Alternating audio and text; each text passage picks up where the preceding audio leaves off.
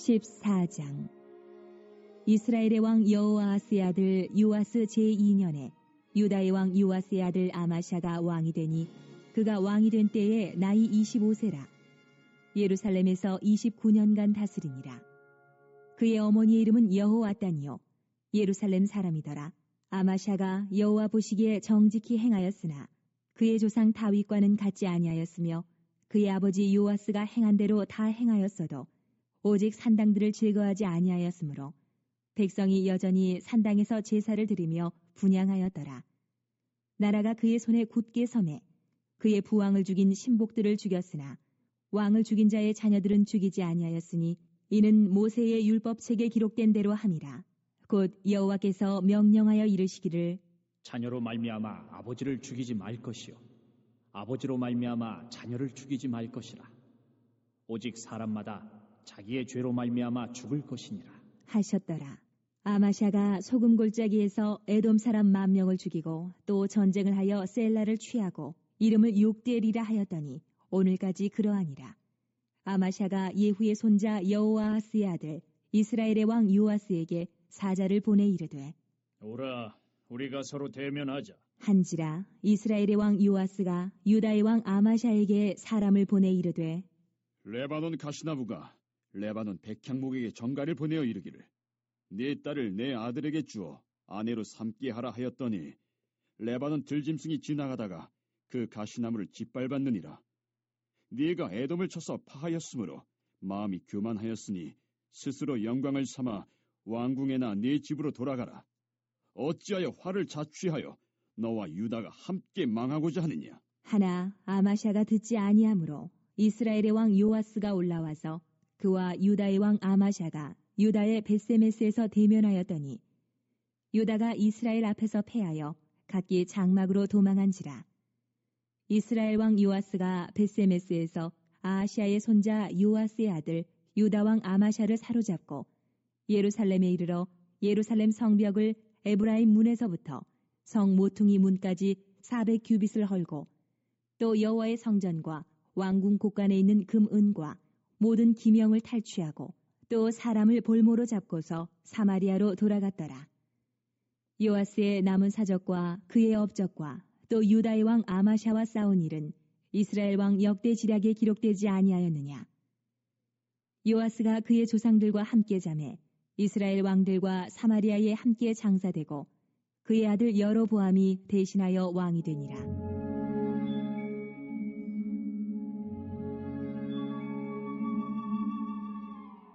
이스라엘 왕 여호아스의 아들 요아스가 죽은 후에도 유다의 왕 요아스의 아들 아마샤가 15년간을 생존하였더라.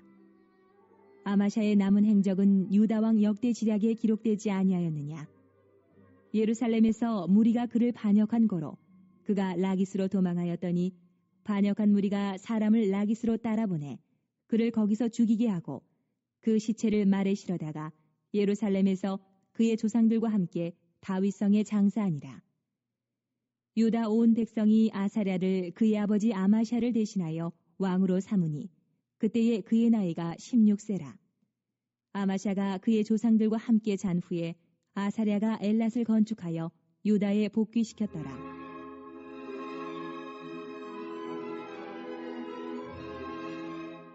유다의 왕 요아스의 아들 아마샤 제15년에 이스라엘 왕 요아스의 아들 여로보암이 사마리아에서 왕이 되어 41년간 다스렸으며 여호와 보시기에 악을 행하여 이스라엘에게 범죄하게 한 느밧의 아들 여로보암의 모든 죄에서 떠나지 아니하였더라. 이스라엘의 하나님 여호와께서 그의 종 가드 헤벨 아미떼의 아들 선지자 요나를 통하여 하신 말씀과 같이 여로보암이 이스라엘 영토를 회복하되 하맛 어기에서부터 아라바 바다까지 하였으니 이는 여호와께서 이스라엘의 고난이 심하여 매인자도 없고 노인자도 없고 이스라엘을 도울 자도 없음을 보셨고 여호와께서 또 이스라엘의 이름을 천하에서 없이 하겠다고도 아니하셨으므로 요아스의 아들 여로보암의 손으로 구원하심이었더라.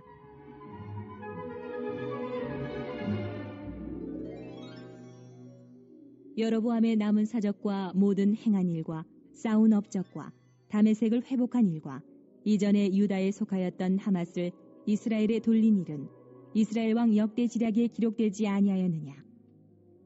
여로보암이 그의 조상 이스라엘 왕들과 함께 자고 그의 아들 스가랴가 대신하여 왕이 되니라.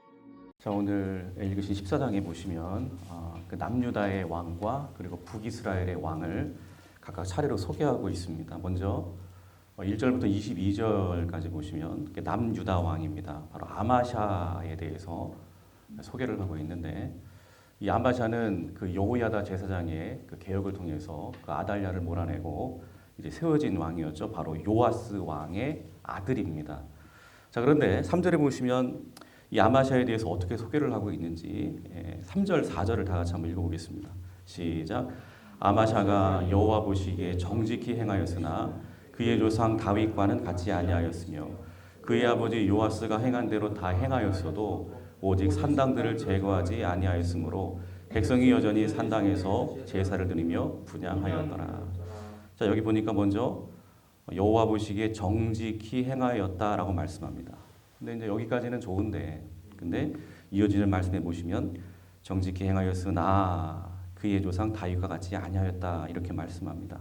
뭔가 아쉬움의 표현이지요. 이 아마샤가 정직하게 행하는 왕인데, 그런데 그런 정직히 행하는 아마샤가 다윗처럼 그렇게 살았다면 얼마나 좋았겠느냐 하는 그런 아쉬움의 표현이 지금 깃든 그러한 구절이에요. 여러분, 다윗 왕의 경우에 강점을 가진 사람이죠. 어떤 강점이죠? 물론 이 다윗은 오늘 본문의 아마사처럼 정직함은 좀 부족한 왕일지는 모르겠습니다. 잘 아시는 대로 밧세바 사건 때 그의 거짓된 모습을 우리가 보았기 때문에 그렇습니다. 그렇다면 다윗의 강점 뭘까요? 우리는 다윗의 인생의 좌우명과 같은 고백을 기억하죠. 시편 18편 1절에서 나의 힘이 되신 여호와여 내가 주를 사랑하나이다. 그리고 이 고백대로 정말 한평생 열심히 하나님을 사랑하면서 살았던 사람이 바로 다윗입니다. 그래서 앞에서 소개했던 예후의 경우에도, 오늘 아마샤의 경우에도, 예후 같은 경우는 순종을 잘한 왕이었죠. 또 아마샤는 이렇게 정직히 행했습니다. 그런데 이 두 사람에게 있어서 공통적으로 부족한 것이 있다면 무엇일까요? 바로 하나님을 사랑하는 마음이죠. 하나님을 사랑하는 마음이 부족하니까 예후도 그렇고 오늘 이 아마샤도 그렇고 이렇게 여로보암의 우상 숭배 죄에서 완전히 떠나지 않은 것이죠. 막 산당 만들어 놓고 거기에 절을 하게 만들고, 여러분 다윗의 경우에는 물론 목숨을 부지하기 위해서 연약한 마음에 자기 멋대로 이방 땅 블레셋으로 망명한 적도 있었고요. 또 아까도 언급드렸지만 밧세바 범죄에서처럼 진실함을 잃을 때도 있었습니다. 그러나 하나님을 사랑하는 마음만큼은 이 다윗은 절대로 변함이 없었습니다. 그래서 다윗의 역사 중에서 다윗이 우상을 숭배했다? 여러분, 이런 구절이 단 한 구절도 나오지 않습니다. 그만큼 하나님을 사랑하는 그 마음, 정말 일편단심이었다는 것이죠. 여러분, 그렇습니다. 우리가 순종 잘하는 것도 굉장히 중요하고 또 정직히 진실하게 행하는 것도 너무 중요합니다. 그런데 하나님을 사랑하는 것도 굉장히 중요합니다. 어쩌면 제일 중요합니다. 여러분, 오늘도 늘 하나님 앞에 순종 잘하시고 정직하시되 무엇보다도 하나님을 뜨겁게 사랑하실 수 있는 저와 여러분들이 되실 수 있기를 축복합니다. 그래서 오늘 정직하기는 했지만 다윗과 같지 않았다라고 하는 이 아마샤와 같은 인생이 되기보다도 정직히 행하며 더불어 하나님을 뜨겁게 사랑했던 다윗과 같았더라, 이런 칭찬을 우리 모두가 다 받게 되시기를 주님의 이름으로 축원합니다. 그리고 5절부터 보시면 아마샤는 또 어떤 부분을 또 소개하고 있냐면 좀 긍정적인 부분을 또 소개하고 있어요. 5절과 6절을 다 같이 봉독해 보겠습니다. 시작. 나라가 그의 손에 굳게 섬에 그의 부왕을 죽인 신복들을 죽였으나 왕을 죽인 자의 자녀들은 죽이지 아니하였으니 이는 모세의 율법책에 기록된 대로 함이라. 곧 여호와께서 명령하여 이르시기를 자녀로 말미암아 아버지를 죽이지 말 것이요 아버지로 말미암아 자녀를 죽이지 말 것이라. 오직 사람마다 자기의 죄로 말미암아 죽을 것이니라 하셨더라. 이제 무슨 말씀이지요? 이 아마샤의 경우에 자기 아버지 요아스를 죽인 원수 같은 신하들을 단죄했죠. 그런데 그들을 단죄할 때에 그들의 자녀만큼은 죽이지 않고 살려주었다는 것입니다. 그러니까 왜 살려주었는가 하니까 6절에서의 말씀처럼 모세 율법책에서 그렇게 하라고 명령하고 있기 때문에 그렇습니다. 즉 자녀로 말미암아 아버지를 죽이지 말고 또 아버지가 어떤 죄를 저질렀다고 그것 때문에 자식을 죽이지 말라. 이와 같은 하나님의 절대적인 명령이 있었기 때문에 그렇습니다. 그러니까 아마샤는 아버지를 죽인 그 원수 같은 두 신하, 그들을 향해서 막 분노가, 감정이 막 복받쳐 올랐겠지요. 그러면서 내가 이놈의 가문을 그냥 다 없애버리겠다. 막 감정적으로 앞서서 그렇게 행동할 수도 있었습니다. 그런데 그 치밀어오는 감정이 절대로 하나님의 말씀을 앞서지 않도록, 하나님의 말씀을 훼손하지 않도록, 범하지 않도록 절대적으로 주의하면서 조심하고자 하는 이러한 마음이, 즉 하나님의 말씀을 존중히 여기고자 하는 이러한 마음이 아마시아에게 있었다는 거예요. 즉 감정보다도 말씀을 앞세우고 보복보다도 말씀에 대한 순종을 앞세운 왕, 그러니까 아마샤라는 것입니다. 여러분, 우리도 이처럼 때론 억울함 또 분노가 삶을 살아가다 보면 막 치밀어 오를 때가 있습니다. 그러나 결코 그러한 감정이 하나님의 말씀보다 앞서지 않도록 늘 우리의 마음의 감정을 잘 다스려야 될 줄로 믿습니다. 자, 그런데 이제 8절부터 보시면, 자, 이렇게 하나님 앞에 잘하는 부분이 있었음에도 불구하고 근데 이 아마샤의 이 마지막의 모습은 참으로 좀 초라하게 그렇게 퇴장하는 모습을 우리는 보게 됩니다. 자, 8절에 보시면 이 아마샤는 갑자기 이 북이스라엘의 요아스 왕에게 사자를 보내서 선전포고를 하고 있습니다. 우리 8절을 읽어보겠습니다. 자, 시작. 아마샤가 예후의 손자 아하스의 아들 이스라엘 왕 요아스에게 사자를 보내 이르되 오라 우리가 서로 대면하자 한지라. 그러니까 야 우리 한바탕 붙어보자 이런 거죠. 그러니까 무슨 생각으로 아마샤가 이렇게 북이스라엘과 전쟁을 하려고 지금 이러고 있는 것일까요? 자, 그 이유를, 그 해답을 특별히 이 북이스라엘 왕 요아스의 입을 통해서 우리가 생각해 볼 수가 있는데, 자, 9절을 봉독해 보겠습니다. 자, 시작. 이스라엘 왕 요아스가 유다의 왕 아마샤에게 사람을 보내 이르되 레바논 가시나무 레바논 백향목에게 전가를 보내어 이르기를 네 딸을 내 아들에게 주어 아내로 삼게 하라 하였더니 레바논 들짐승이 지나가다가 그 가시나무를 짓밟았느니라. 자, 여기서 레바논 가시나무 또 레바논 백향목은 지금 비유하고 있는데, 이게 이제 사사기 9장에 나오는 그 교만한 자를 비유할 때 나왔던 그러한 비유의 어떤 그 나무들인데, 그러니까 요아스는 이 전쟁을 선포하고 있는 아마샤에게 이렇게 대답하는 것이죠. 가시나무인 너희가 한번 쳐들어오기만 해봐라. 그러면 우리 백향목 들짐승들이 쳐들어오는 너희들을 다 짓밟아버릴 것이다. 그러면서 10절에서 이렇게 말합니다. 네가, 자, 아마샤죠. 아마샤 네가 에돔을 쳐서 파하였으므로 마음이 교만하였으니 스스로 영광을 삼아 왕궁에나 내 집으로 돌아가라. 어찌하여 화를 자취하여 너와 유다가 함께 망하고자 하느냐. 그렇습니다. 여러분, 아마샤가 돌연 왜 북이스라엘과 전쟁을 하려고 하는 것일까요? 요아스의 말처럼 여기 보니까 네가 에돔을 쳐서 파하였으므로 마음이 교만하였으니, 그렇습니다. 마음이 교만해졌기 때문에 그렇습니다. 이 아마샤는 앞에서 언급드린 대로 자신의 아버지를 죽인 이 신하들을 단죄하는 과정에서 하나님의 말씀을 존중히 여기는 마음으로 그 두 자녀는 살려주었다고 했죠. 하나님이 그 부분을 기뻐하신 것 같아요. 그래서 7절에 보시면은 이 소돔 골짜기에서 에돔 사람 10,000명을 섬멸하고 셀라를 취하게 되는 이러한 복이 주어져요. 이게 하나님의 은혜로, 하나님의 어떤 상급으로 주어진 것인데, 근데 아마샤는 우쭐한 거예요. 아, 내가 잘해가지고 이 에돔을 취할 수 있었구나. 그러니까 하나님께서 조금 그를 인정해 주시고 축복해 주시고 높여 주시니까 여지없이 마음이 우쭐해져가지고 막 높아지더라는 것이죠. 그래서 아, 내가 대단하다. 이참에 그냥 한번 저 북이스라엘도 한번 진격해 올라가자. 이런 못된 마음을 갖게 된 것이죠. 여러분, 성경은 분명히 말씀합니다. 잠언 16장 18절에 교만의 패망은 선봉이요 고만한 마음은 넘어짐의 앞잠이라고 이렇게 말씀합니다. 자, 그런데 이렇게 마음이 교만해진 아마샤, 결국 이 잠언 말씀대로 그대로 되지요. 12절부터 14절에 오늘 보시면 이 전쟁의 결과 나타나죠.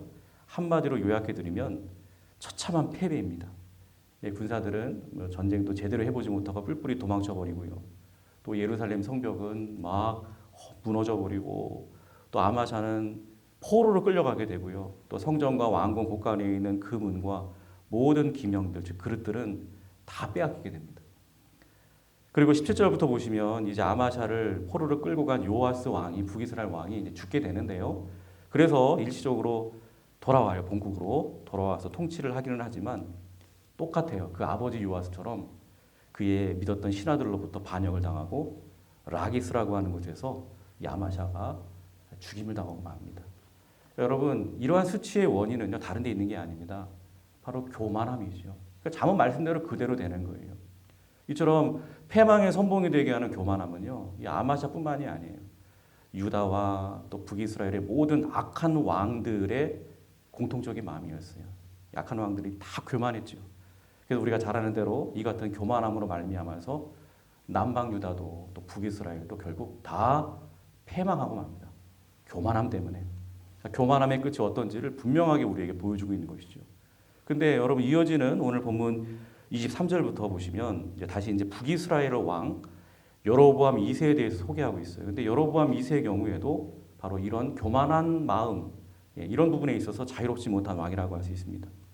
그래서 23절에 보시면은 여로보암 2세가요, 무려 41년 동안 나라를 통치했다고 말씀합니다. 그만큼 왕권이 강력했다라는 것을 시사하는 것이고요.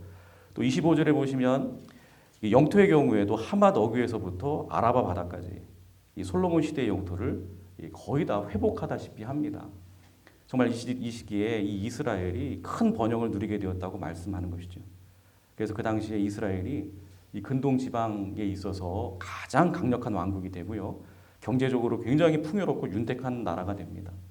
근데 여러분, 북이스라엘의 이러한 황금기, 번영기가 온 이유가 무엇일까요? 여로보암 이 2세가 잘해서일까요? 능력이 많아서? 통치를 잘해서? 여러분, 성경은 절대로 그렇게 말하지 않아요. 자, 26절, 27절 다 같이 읽겠습니다. 자, 시작.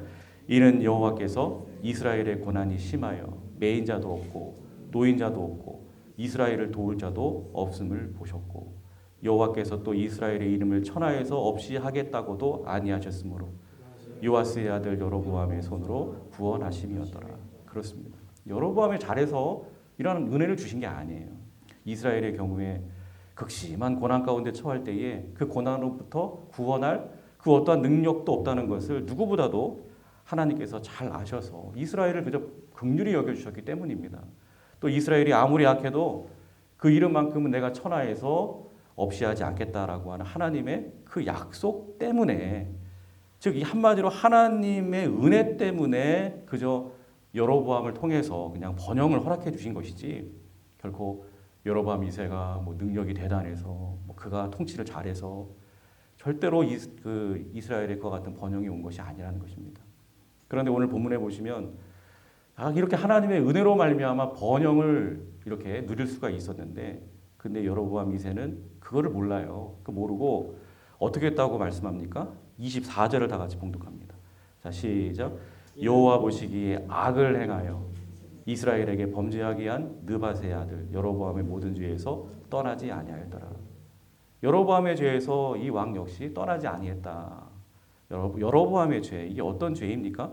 이 단과 베델에다가 우상을 딱 만들어 놓고 이게 하나님이니까 여기서 제사하면 된다. 굳이 저 남방 유다 쪽으로 내려가지 않아도 된다 하면서 백성들을 막 규제하고 통제하려고 하는 그러한 모습이죠. 즉 자신의 왕위를 자신의 지혜와 어떤 자신의 꾀와 자신의 능력으로 스스로 지켜내려고 하는 그러한 모습. 하나님의 은혜를 붙들지 않고 오로지 자신의 어떤 지혜와 꽤 능력만 의지하겠다고 하는 어떤 인간의 교만한 모습을, 이 교만한 죄의 모습을 상징하는 게 여로보암의 죄를 떠나지 아니했다. 그러니까 이 말씀의 표현인 것입니다. 그러니까 여로보암 2세는 나라의 번영이 오직 내가 잘해서, 내가 능력이 대단해서 이렇게 착각하고 있었다는 것을 잘 보여주는 그러한 말씀인 것입니다. 여러분, 오늘 우리는 이 14장에서 이렇게 두 왕을 이렇게 보게 되는데요.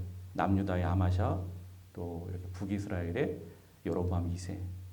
앞에 살펴본 대로 아마샤는 처음에는 정직하고 말씀에 순종하는 왕이었지만, 그러나 하나님께서 조금 그를 높여주시니까 마음이 그냥 높아져가지고 결국 비참한 패배와 몰락으로 생을 마감한 그러한 왕이었습니다.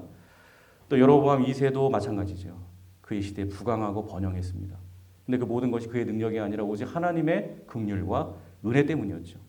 그럼에도 그 은혜를 깨닫지 못하고 마치 자신의 힘으로 그 번영이 그렇게 온 것인 양 착각하고 결국 여로보암의 죄, 즉 교만과 우상숭배의 길에서 떠나지 않았습니다.